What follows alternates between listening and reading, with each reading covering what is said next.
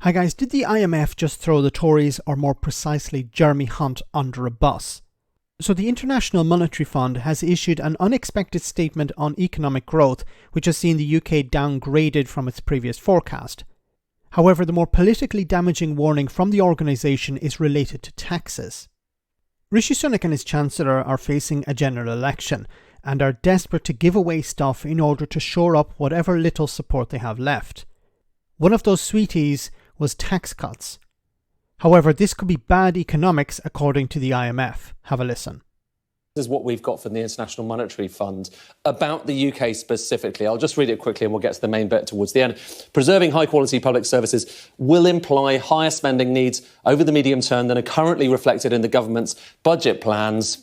It's this next bit that really matters. Accommodating these needs while assuredly stabilising the debt-to-GDP ratio will already require generating additional high-quality fiscal savings, including on the, and this is the important bit, on the tax side. And it is this context that staff advises against, let's just highlight that actually, advises against further tax cuts. Now, why does that matter? It matters because, well, we've all seen it. The Chancellor, the Prime Minister have said repeatedly that they want to cut taxes. So here you have perhaps the most authoritative economic body in the world saying they don't think it's a good idea. Now, that is a kind of a bombshell politically in an election year where the Conservatives see that as being critical to their chances of increasing their poll ratings. They want to cut taxes. The IMF says it's not a good idea. Now, a lot of people might say, well, why on earth is the IMF actually imposing its kind of verdict on the UK? Well, it's kind of what it does a lot of the time.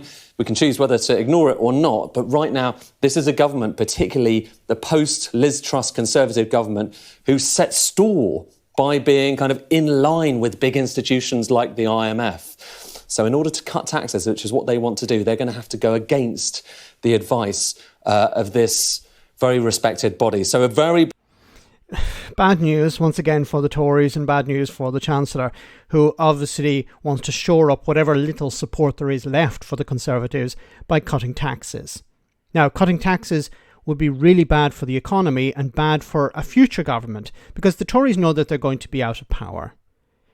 By cutting taxes, they know that they can leave on a positive note to their donors, saying, you know, the richest people in society, they're saying to them, look, we're on our way out, but we're going to leave you with a tax cut. Remember us when we're running again to get back into power. This is to satisfy these people. It's not for the general public. It's not economically sound. And the IMF, it seems, is sounding the alarm here. The future government, the Labour government, are going to inherit an absolute disaster. And they're going to have to raise taxes if they want to unless they want to cut public services. I hope that's not going to be the case. But if they want to fund public services correctly, they're going to have to raise taxes. And of course, the Tories are going to snipe from the sidelines over that.